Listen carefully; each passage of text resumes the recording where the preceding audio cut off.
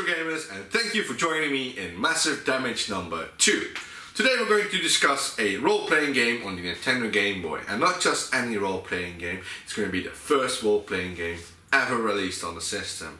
And that game is the Final Fantasy Legend. That's right, I've got it right here, the Final Fantasy Legend.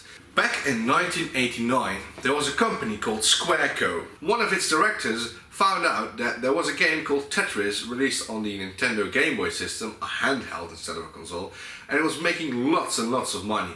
And the director thought, well, that might be a good market to make a game for. So two developers mentioned here are setting on a quest to create a game fit for the Nintendo Game Boy. And they immediately face some difficulties. The Game Boy is a completely different architecture and a completely different system than the Nintendo Entertainment System. It also has two colors and a couple of gradients, but basically two colors. So they were used to a very garish palette of colors, and they had to reduce it all to two. Since it was being made for a handheld system, the developers kept in mind that the game should take no longer than a trip between Honolulu, Hawaii and Nagita in Japan. That's about 8 hours or something. They also raised the random battle encounters to keep things interesting.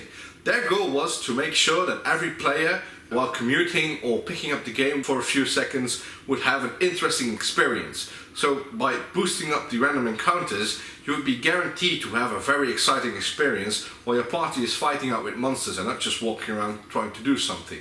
In the end, they ended up with a game called SaGa, and it was a great success in Japan. But they thought it would be a bigger success overseas if they rebranded it to the Final Fantasy Legend. Now, I didn't start playing this game without proper preparation, because I know that the old RPGs are massive grind fests and they can screw you over at the tightest corner. So I went online and looked for a walkthrough that was spoiler free and decided to use this little walkthrough right here. I can highly recommend it. I mean, the game is dated. If you play it right now and you're used to modern day RPGs, or even SNES RPGs for that matter, you will be having a rather hard time adapting to the bare bones structure of this game. When you start the game, you'll be given the opportunity to create your own character. Now, you've only got 4 letters to choose from, so you have to be very creative. Now, I know a lot of 4-letter words, but let's start off with calling our first human male Vince, after myself of course. Then we'll select the second human male and call him Butts, Final Fantasy staple.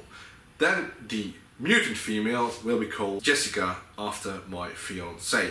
And I prefer to call her an Asper instead of a mutant, because it's not nice to call your fiancée a mutant, is it? Well, Asper female number 2 is called Dork, because it fits well with Butts. We've created our little guild, so we'll be heading off to talk with people about what to do. Well, apparently there's this big tower in the middle of town that leads to paradise, but someone knocked the door, and it's protected by the power of black.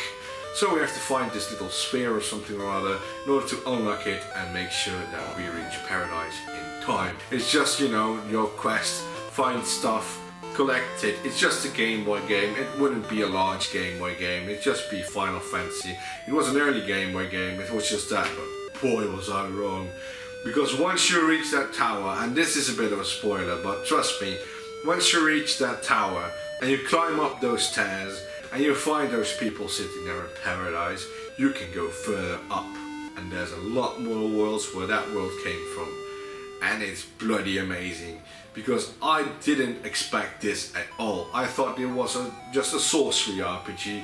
You know, you walk around, sword, shield, yada yada yada, and that's it. But it's loads and loads more. You eventually end up getting SMGs, Colt rifles, just modern day equipment, even science fiction equipment. There's so much more to it and so much different worlds to see. I highly recommend this game. Just try and get it cheap, because a lot of people think, oh, it's Final Fantasy, let's ask $100 for a cartridge. No way, not worth it. But if you can get your hands on it, it's just brilliant. I can really, really recommend this game to you. They did a remake of this game and called it SaGa, and they made it for the WonderSwan Color, which is a handheld game console only released in Japan, and was designed by Gunpei Yokoi, which is the spiritual father of the Nintendo Game Boy, and it is in color. and it's a proper remake, but it's Japanese. There is a way to play it through emulation, and they did a very good job at it. They had remade everything. The translation team did a great job on the text, and it's very, very fun. It also contains the original SaGa game, as you might see here, but it's translated as well. So if you want to have the link between those, get that, emulate it, and you'll get the Game Boy version and the WonderSwan color version in one.